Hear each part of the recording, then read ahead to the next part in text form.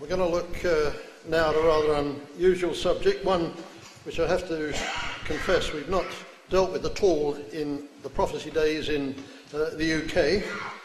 Has a lot to do with the country of Turkey, as you'll see in a moment, which was a country which preoccupied the attention of brethren and sisters at the beginning of this century. Richard's already referred to the drying up of the River Euphrates. Now, there are three objectives to what we want to do this afternoon. Firstly, it is to give, if you like, a practical attachment to the subject of Tarshish, to show that those things we were talking about this morning are not obsolete and irrelevant, but are bang up to date and are highly relevant to those events which are shortly to come to pass. Secondly, you know, if there are different points of view on different aspects of prophecy, one of the acid tests is to see, do they all fit together? You can have certain views about items in Daniel and Revelation and elsewhere, but when you look at them together, do they all fit and mix and contain a consistent story? So I hope we can have a little exercise in that this afternoon. And thirdly, I want to explore what for many will be a completely new prophetic topic, one which it seems to me many of our forebears have avoided because it is difficult, has been difficult, but now I believe we're on the verge of seeing it being fulfilled. So we're going to talk about Russia, Cyprus and the King of the South. Now you all know where Russia is. I trust that's in focus. Let's have a look at that. It's about the best we can do. You all know where Russia is, and I was tipped off that some of you may not know exactly where Cyprus is, though of course it's in the Mediterranean, so let's just remind ourselves of where the island of Cyprus is, and you'll see it's tucked right underneath Turkey, just about 100 miles offshore from Lebanon. In fact, I have heard it said that when you go to the top of Mount Hermon, you can more or less see the Troodos Mountains in Israel, in Cyprus. Now, just let's then set the, if you like, the world affairs background to it. Cyprus is one of the great hot potatoes, if I may put it that way, of European politics at the moment.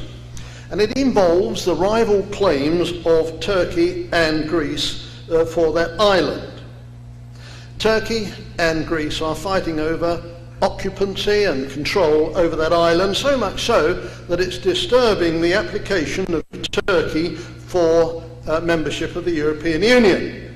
Cyprus row puts European Union expansion, that is the inclusion of Turkey, in jeopardy.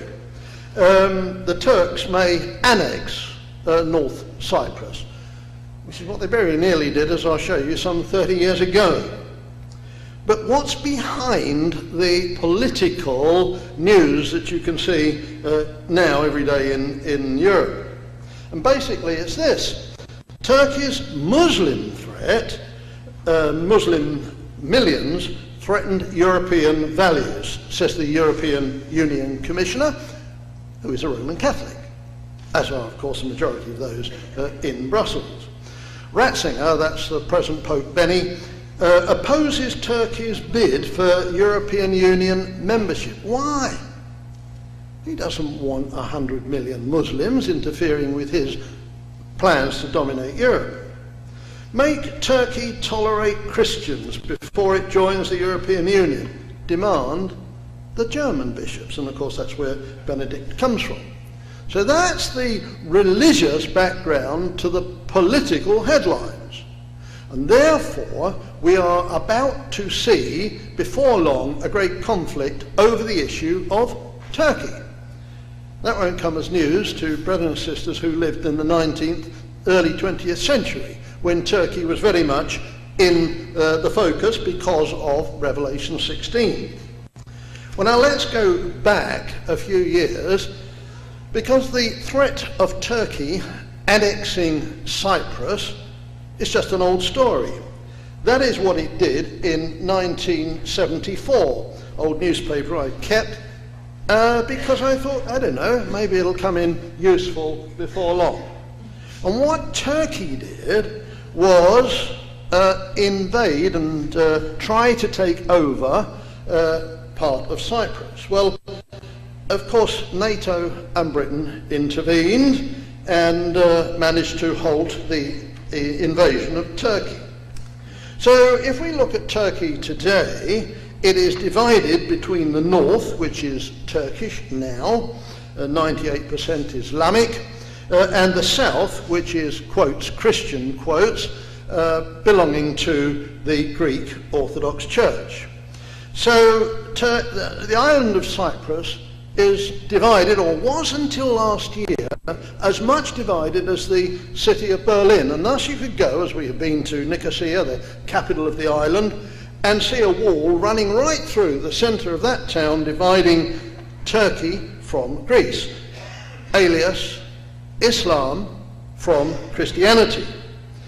Now, that's then the recent current situation. But let's go back and put it into a quasi-historical or prophetic context.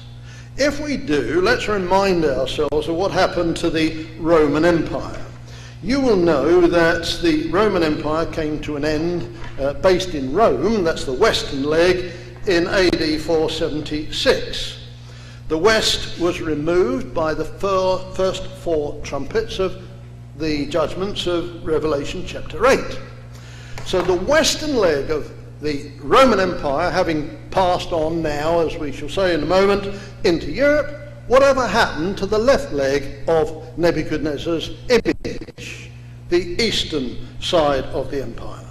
Well, again, the Bible provides as good a history book as any, because if we turn now to Revelation 9, we read that the sixth trumpet saw the emergence of the angels, the powers, from beyond the river Euphrates. They were the great powers of Mongolia, Siberia, and the far eastern, if you like, tribes who came westwards, driven there by economic situations. And as they came through Baghdad, which was then the capital of Islam, they picked up the Islamic religion, went on to Constantinople, which was the capital of the Eastern Roman Empire.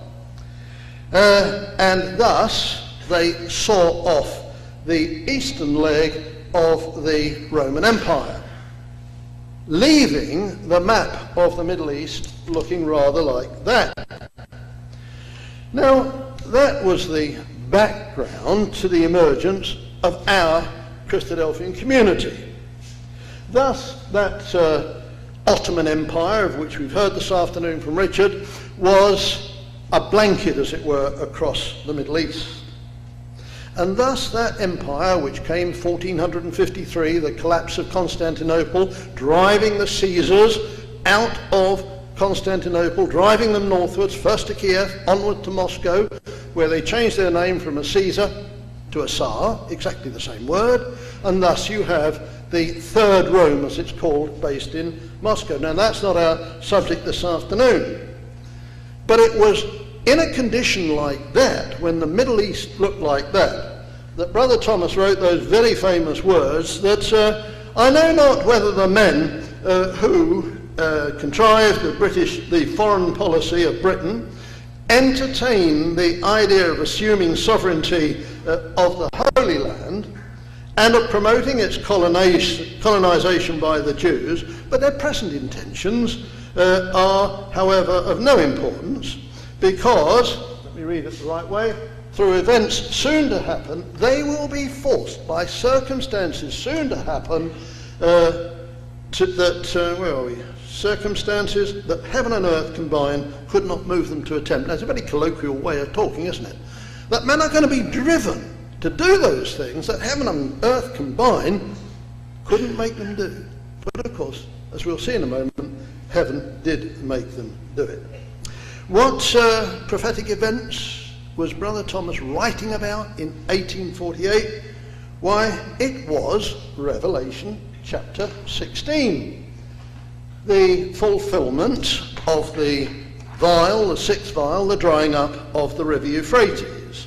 And so Brother Thomas was in 1848 looking at a situation where, as he understood Revelation 16, something had got to happen to that power which came from beyond the Euphrates, flood into Europe, right up to the gates of Vienna, and he was able to foresee a time when that river, that empire, must dry up, so that, as we'll see in a moment, not just that the way of the kings of the east may be prepared, but so that the role of Tarshish may also emerge.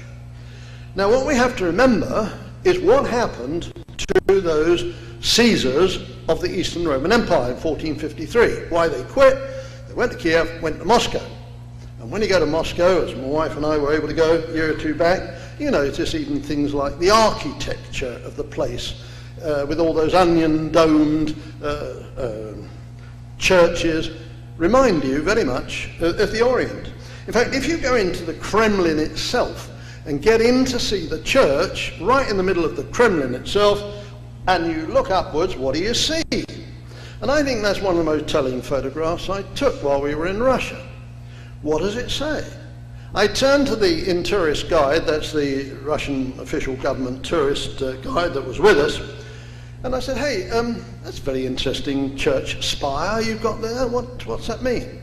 And she turned to me almost with a sense of disgust and said, well, don't you understand where we came from? Well, of course I didn't. Well, at least I wasn't going to let her know I did.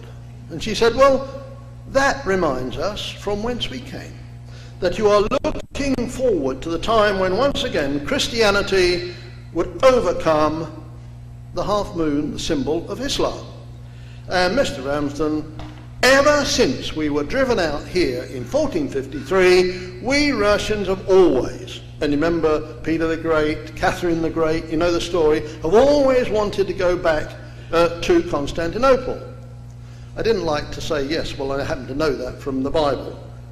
But you see, as the Russian history proceeds, there have been several attempts since 1453 to move Russia back into the Middle East. And what we have to bear in mind and try and link together is Russia's ultimate intention, so to do, a la Ezekiel 38. And what I tried to do, but not very successfully, is see what happens when that Ottoman Empire map dries up. Lo and behold, as Turkey shrinks, so Russia begins to emerge. So Revelation 16 isn't just about preparing the way of the kings of the East, that is the saints, but it's about preparing, as I said a moment ago, for the emergence of the role of Tarshish. Russia, I said, and the days of Peter the Great, Catherine the Great, were always edging downwards and downwards, and they wanted to get back to their place from whence they were kicked out by the power of Islam. So much so, and it may not mean much to people over here, but the Crimean War, 1854, which saw the start of newspaper reporting like it was never before that time, the charge of the Light Brigade, the Crimea, the Russia was coming down wanting to get back that which Turkey had taken off, or the Ottoman Empire had taken off them. And so the Brits got together and said, hey, we can't have this. The Brits and the French, which is rather an odd combination, got together and said, no, we've got to stop Russia getting down in the Middle East. After all, Britain was wanting to keep an eye on its empire, which it had built. And so the British and the French together sought to oppose the Russians in the Crimean War. Now this may seem a somewhat arcane and obscure story, but brothers and sisters, there were those who could see the point. There's a cartoon, it's taken from that very period. Do you see the British lion turning aggressively toward the Russian bear, saying, "Art thou come to take a spoil?" Well, they didn't quite put it like that. But what are you doing coming down here into Turkey? Because we've got to maintain our interest in our routes to the empire, to India, to the Far East. So the Brits sided with Turkey. Now in the Congress of Berlin, 1882, Disraeli went to Berlin, the usual British manipulative, hypocritical way, played out a role with the Sultan, and said to the Sultan, in effect, look, we've helped you out against the Crimean War, against the Russians, what's in it for us? Well, what was in it for Disraeli in 1882 was the award by the Sultan of Cyprus. And so Britain acquired Cyprus for its role in defending, if you like, Turkey. Britain acquired Cyprus. Disraeli went up to Buckingham Palace, saw Queen Victoria, and she was delighted. Actually, Disraeli got on very, unlike Gladstone, got on very well with Queen Victoria. Do you know what she said? She turned to Disraeli, apart from making him a peer of the realm and calling him Lord Beaconsfield, said, you know, Mr. Disraeli, that completes my Mediterranean necklace. Gibraltar, Malta, Suez, because the Brits bought the shares in the Suez Canal, and now we've got Cyprus in order to protect the investment in the Suez Canal, and of course in readiness for when Allenby marches into Jerusalem. Was that all? Well, as we shall see, it has proved to be an excellent investment because of the role that Britain plays and will yet play in Iraq and of course in Lebanon. Where, brethren and sisters, did they take people from Lebanon when they got out of Beirut? They went straight to Cyprus. Cyprus was the staging post for returning the Jews back to the land. Well, enough of Revelation 16. Let's go back and remind ourselves about Daniel. Now, we all know the bit, and Richard's taken us through Daniel chapter 2. But as you go through Daniel chapter 7, you will know the same story is told in terms of animals and beasts. Remember, Ecclesiastes says that men are as beasts, and therefore men and nations are represented by animals. And as you go through Daniel chapter 7, you come to the conflict between the bear, the period, the power of Medo-Persia, and the Greeks. You turn over to Daniel chapter 8, and it's the chapter we refer to as that's the one about the ram and the he-goat. Actually it isn't, it's the one about the end of the ages. But the central theme to that end was the conflict between the goat and the ram. Now, we don't have to speculate about the interpretation of those things, because if you look at the text, brothers and sisters, we are told quite explicitly that the rough goat represented Greece and the ram was Media and Persia.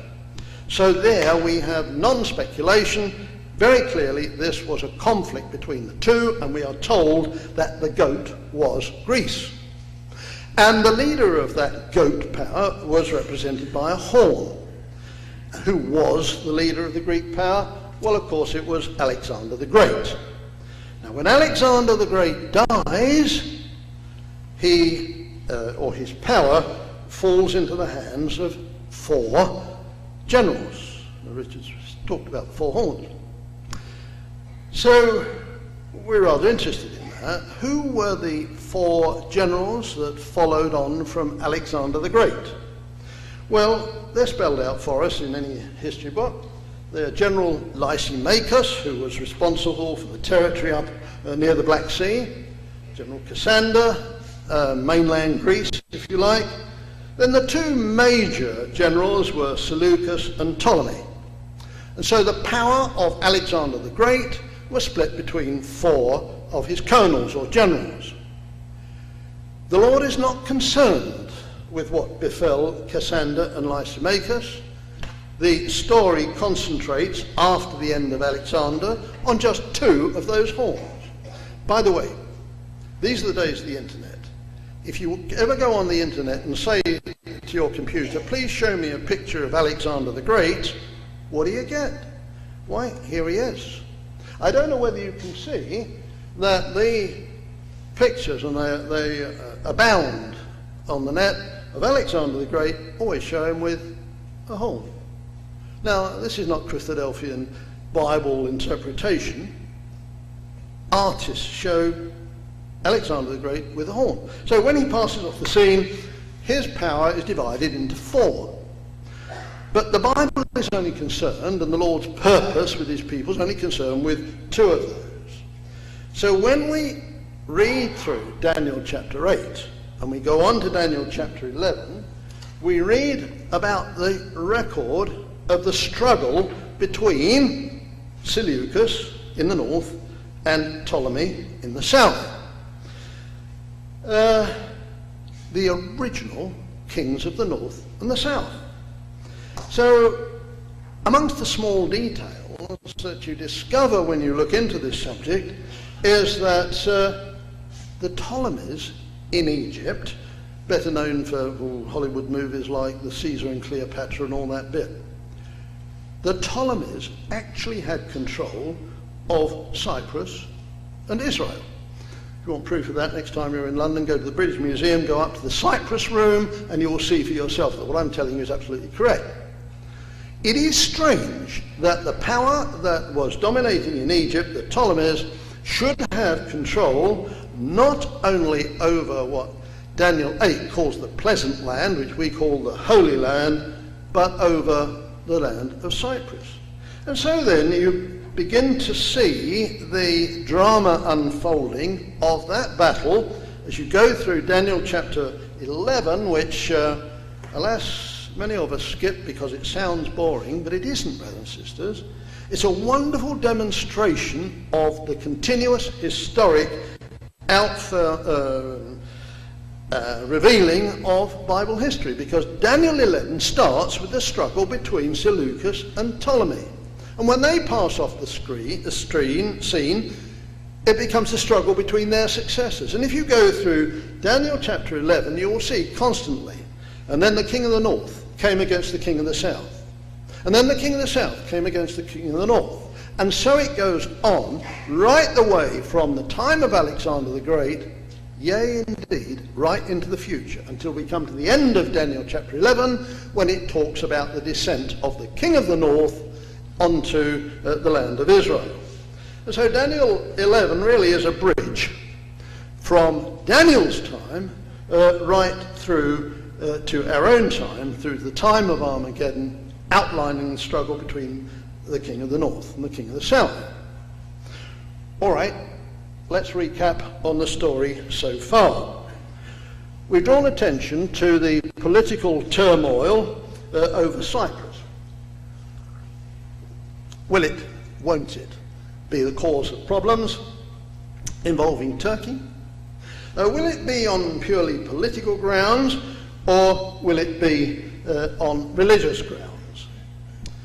We've seen what Revelation has to tell us about the end of the Roman Empire, the drying up of the river Euphrates, preparing the way of the kings of the East, the return of Christ and the saints, yes, but it also prepares the way in the Middle East, as we've shown, for Tarshish.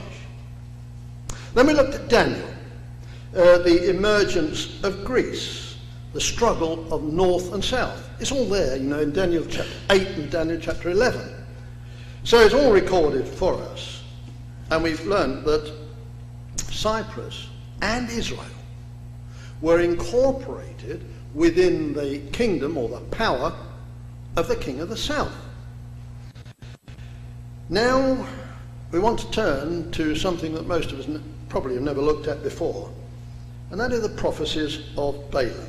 So to do that, you might find it useful to turn to Numbers chapter 21. This is a topic that, as I said, is not often looked at, and is a subject, quite frankly, I have to deal with in a study day in London when I get back. So turn to Numbers 21, and you'll have there an account of the Exodus journey, Let me remind you of what happened. They came out of the land of Egypt and they proceed into Sinai. Exodus 17 will have told us that they encountered Amalek, the first of the nations. And Amalek which was overcome, was to perish forever. And then they proceed to encounter the Amorites under Sihon of the Amorites. That's Numbers 21, verse 21. And then we come to verse 29, and they encounter the Moabs, crying, "Woe, woe to us." Hey, what's going on? Here are these people come out of Egypt, they've beaten the Amalekites, they thrashed the Amorites, they've encountered Sihon, verse 33, they've encountered Og, king of Bashan, and they're knocking at our door. So you can imagine then how the Moabites must have been terrified at the onrush of these people. What do they look like? What was the view that Balak, king of the Moabites, had when he went up into his mountainside and looked down on Israel? And this is, by way of an aside, brothers and sisters, but it's something that struck me so heavily, I trust I can be forgiven for mentioning. There's the sort of trad Christadelphian picture of the tabernacle and the view that Balak would have had. And we notice that it was a column of smoke that led them by day. Well, what happened when night fell? Well, here's a non-Christadelphian picture which shows how the Lord led them by this power of flame, great burning. Don't ring any bells. Genesis 15:17, and it came to pass at the time of the covenant with Abraham that when the sun went down it was dark, and behold a smoking furnace and a burning lamp that passed between the two pieces. And that same day I have made a covenant with Abraham. Now I don't know, it's a side issue. Interesting that the smoke and the flame, a reminder that they were God's covenant people. But that was the view that Balak would have had. And you can understand when these people come to his front door with that track record behind them that he would have been in great anxiety. So then we now pass to Numbers chapter 23. Now there were in fact, or the situation, to go back, he is so concerned, he says, well, we've got to do something about this. So to cut a long story short, what he does is hire the greatest propagandist, spin doctor as we would call them today, locally. He brings in Balaam to criticize, to assail, to pronounce curses upon the people of Israel. Now, Balaam could divert, wouldn't say much about him. One thing about Balaam was he did come from where Abraham came from. He did know about Yahweh. He did know that the Jews were his covenant people. He knew all those things. But despite that, for hire and reward, he was prepared to go down to Moab and pronounce propaganda against Israel. But of course the Lord intervened, as you know the story of how the ass saw the angel, stopped Balaam in his tracks, and then the Lord says to Balaam, look, I'm not going to let you curse those who I haven't cursed. On the contrary, I'm going to force you to go ahead. If you want to go ahead, Balaam, you go ahead. But if you go ahead, I am not going to let you do anything other than pronounce blessings upon them. And so you come to the 7 prophetic parables of Numbers 23 and 24. Now, it's worth going through these because, as far as I can find out, certainly on prophecy study days, in fact fraternal study days in England, I cannot find anyone who's ever done this and taken a day off, at least half a day, to go through each one of those prophetic parables and look at what they're saying. So all we'll do then right now is look at 23 verse 9. And what do you see? You see that Israel is not to be reckoned among the nations. Oh, we could cross-reference that, couldn't we, to many, many other quotes. Isn't it David who talks about Israel being like a sparrow on the rooftop all alone? So here is Balaam saying that there is going to come a time when you're going to find yourself alone among the nations.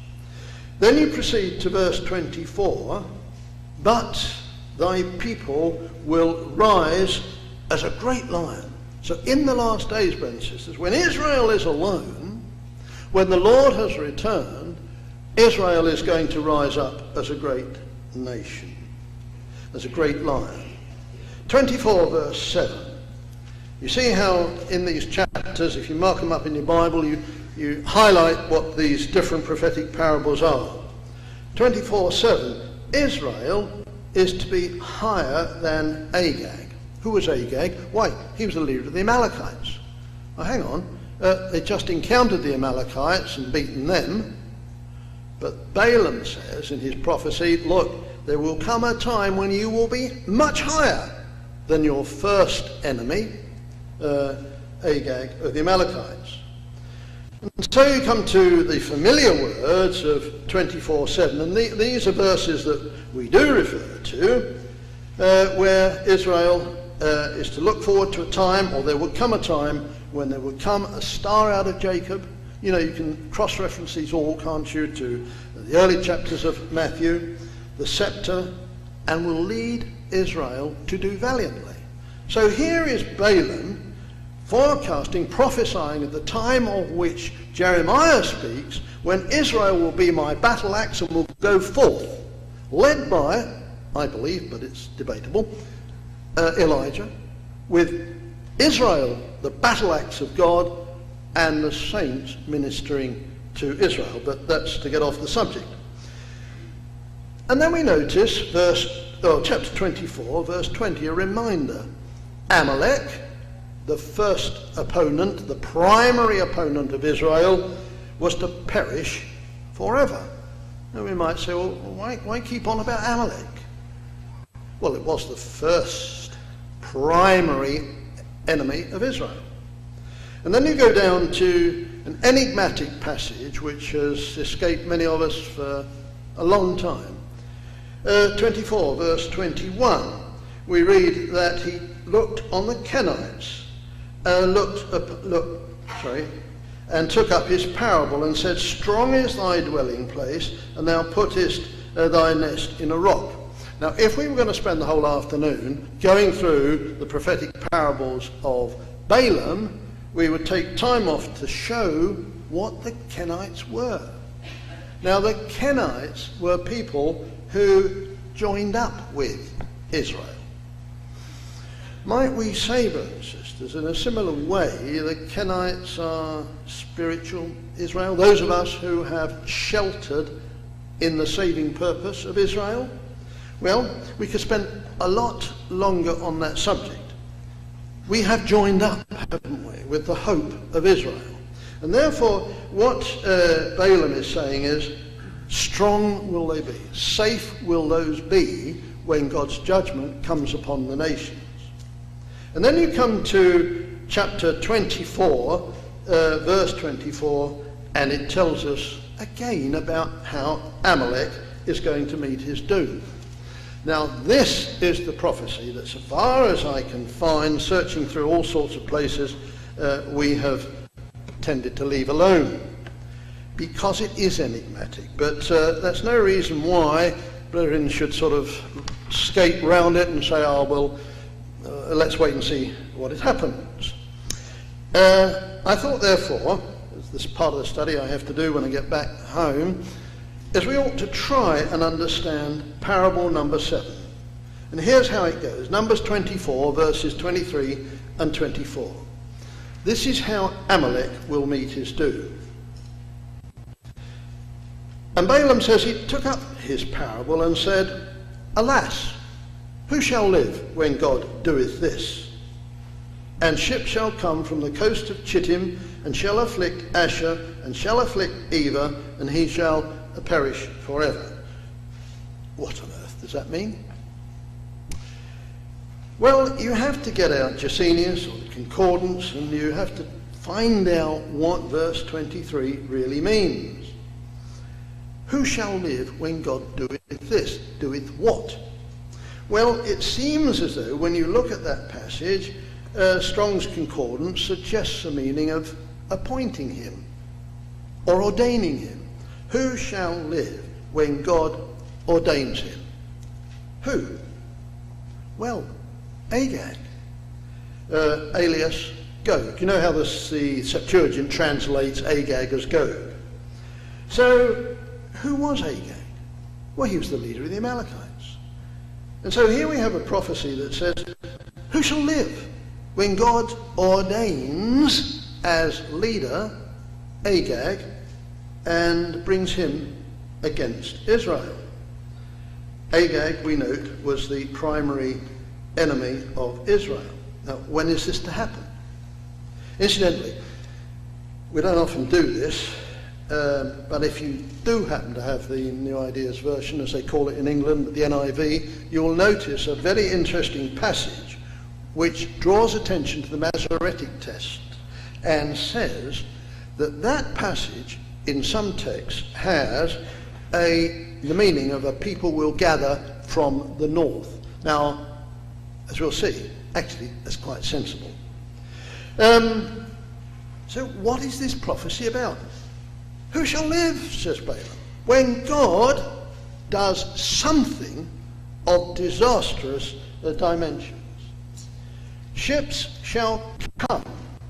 This is the when. When ships shall come from the coast of Chittim, and shall afflict Asher, and shall afflict Eba, and he also shall perish forever. Who will perish forever? Agag, the Amalekite, the first and primary enemy of Israel, that Exodus 17 tells us in the first place anyway, will perish forever. But here Balak is saying the time is coming that God will ordain the latter day Amalek to come down. So ships will come from Chittim. Well, that's no problem, because look in the Concordance, look up Chittim, alias Kittim, and Strong's, Young's, anything will tell you that that is the name of Cyprus. When ships shall come from Cyprus. Now, what will those ships do? Why, they will afflict Asher. No problems about that. Assyria. Where is Assyria? Well, it's the land of Syria and Iran, isn't it? I don't think anybody would disagree with that. Here you come to the problem of Eba. And that is a problem. Because if you look through Christadelphian literature, you realise that there are at least 3 different ways to understand Eba. And if you go to Strong's again, and you may have some doubts about the reliability of Strong's, but nonetheless, if you look at the primary meaning of Eba, it is the region beyond the river. And this is, if anything, the accepted Christadelphian view. Of course, some people say, well, Eba, really, the Hebrew, same as the Hebrews. All right? What is a Hebrew? Strong's again. One from the side of the Euphrates. The Septuagint actually spells it out and says it's a passer over of the river. So what have we got? Well, we know that Genesis 14 tells us that Abraham was a Hebrew. He did come from the side of the Euphrates. It was a region beyond Jordan. What is between the Euphrates and the Jordan, brothers and sisters, if it is not Iraq? Now, I may be wrong, but we sometimes talk about Abraham having passed through the river. Let's go into that. All we do know is Abraham came from Ur of the Chaldees, which we've seen on television. Reports from Iraq is right there by Baghdad. So it seems, whichever way route you choose to go amongst the options, etymologically, we are talking about a land not so very far from Assyria, between the river, or this side of the Euphrates, on the far side of the Jordan. And you just look at the map and suddenly the penny drops. Now, that's all right to say that ships will come from Chittim, Cyprus, but where do they get the ships from? Well, here's an interesting thing. If you go back to Genesis chapter 10, you learn that Chittim, or Chittim, and they're alternative spellings of the word, are sons of Javan. Now, the sons of Javan are on this wise. There was Elisha, the original term for the Hellenic islands of the Aegean. The Dodecanese islands come from Dodenim. Chittim is just plain Cyprus. In fact, if you go on a holiday trip to Cyprus, you come into Larnaca Airport, come out of the airport, turn left, you'll see a sign which points to Chittim, which is the relic of the old Cyprus capital. But lo and behold, Chittim's brother was Tarshish. Now it's Genesis 10. So you discover that Chittim and Tarshish were brothers. And I hope we've established that Tarshish is Britain. Now what we want to do is just put all those quotes together, and lo and behold, Genesis 10 tells us that Chittim was the brother of Tarshish. Daniel 8 tells us that Cyprus is part of the king of the south. Numbers 24 tells us that when God proclaims the time for Agag leading the Amalekites to come down, what happens? Ships will come from the coast of Tarshish. Now, the simple facts of the situation, brothers and sisters, are Turkey in the north, Greek in the south, Greece is in the European Union, northern Cyprus is the thorn in the flesh to Turkey's admission. Incidentally, you may not know this, my wife and I go on holiday to Cyprus, beautiful place, full of history, lots of scripture there and everything else, but you cannot fly into northern Cyprus. Why? Because internationally, northern Cyprus is not recognised. Therefore, no self-respecting airline can fly straight into Nicosia Airport in the north. What it has to do is, flight number 123 has to stop over in Istanbul, change the number on the front of the plane to 4, 5 and 6, take off and go into Turkey. That's part of the typical hypocrisy of the European Union, but never mind. It is in Cyprus that you find the largest overseas base of Britain. If you go to Akrotiri and Decalia, as many, I think 500,000 English people go there for their holidays, you discover that that's Little Britain. Akrotiri is built like an English housing estate. Decalia is very, very British in its appearance. Now, when the Cypriots told the Brits to get out, Brits go home, Britain in 1960 did a deal whereby it would keep sovereign territory. Now, I don't mean leased bases, I mean sovereign territory. Akrotiri and Decalia belong to Britain every bit as much as, I suppose you could say, other parts of the Commonwealth, the Channel Islands, Isle of Man. They are British. And therefore the British have complete control over what goes on there. Up in the Troodos Mountains, you have despite the existence of satellites, you have the biggest listening spy station directed against Russia anywhere in the West. Now you have a Tarshish base near the coast of Chittim. And so we remind ourselves, who shall live when God ordains Amalek to come down to Iraq, Iran, Syria, come down to the Middle East, heading of course for Israel? Who shall live? When what? Well, when ships come from Chittim and go forward. And so if we look at that last verse of Numbers 24, which has escaped Christadelphian understanding, I submit, for a long time, because we could not see how it was going to figure out, we can soon see now, when we realise that Cyprus is the biggest overseas base of Tarshish, and was there, as we showed you this morning, very useful for Afghanistan, very useful for the Iraq War, very useful for Lebanon, very useful historically for defending the Suez Canal and facilitating Allenby moving into Jerusalem. So who shall live when this great disaster befalls the earth known as the time of Armageddon? All right, seems pretty clear to me that that can be the only meaning of those verses, which you don't find in standard Christadelphian prophecy textbooks. But what you do find when you go on holiday in Cyprus is what the local newspaper there described as Pax Ottomania.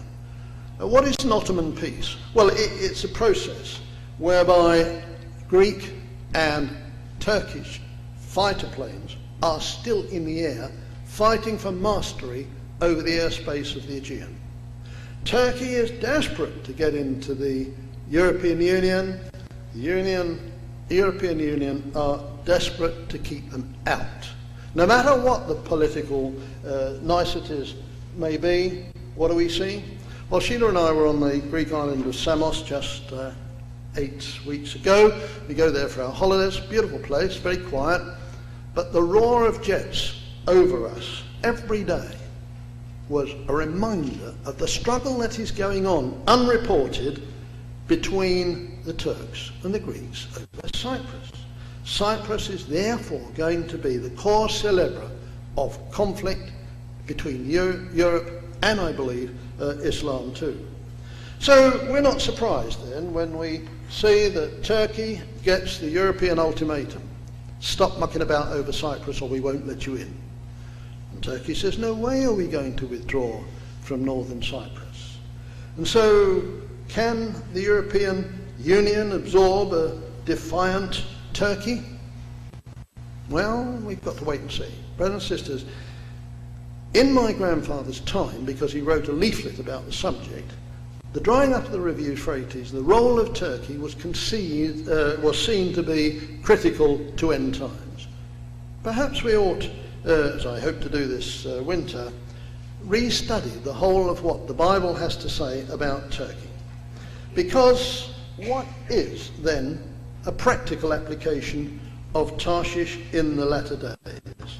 It is but a staging post for Afghanistan, for Israel, for Iraq, and for Iran.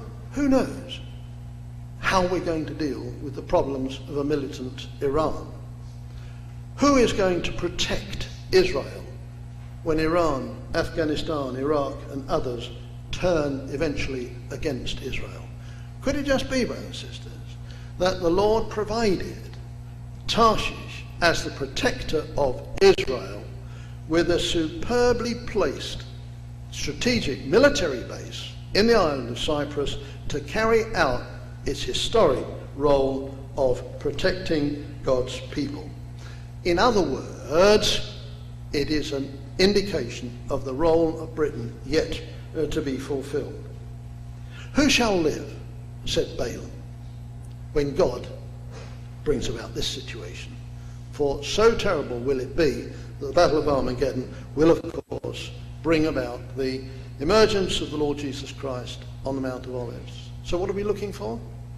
Well, oddly enough, what Christadelphians have always looked for. I brought with me in the plane 4th edition of Elpis Israel, and what does the preface say? When Russia makes its grand move for the building up of its image empire, then let the reader know that the end of all things at present constituted is at hand. Brothers and sisters, when you watch what's going on in Cyprus, in Turkey, and the European Union, and you bear in mind the words which that great propagandist Balaam had to offer against God's people, let us realize that the end of all things is indeed at hand.